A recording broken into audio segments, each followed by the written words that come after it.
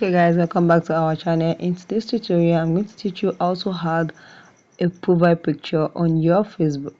Now this is my Facebook. Now click on your Facebook. Okay, then click on this your profile. You can see this is my two profile that I have, so just click on this.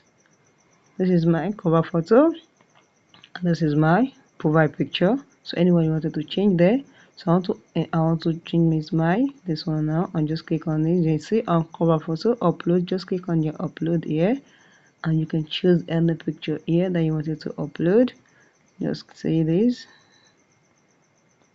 that's it. Just go down through your things here and just go down there and click on one. Just click on one like this. Just click on one like this, and this is it. Just save. Once you click on save, you have automatically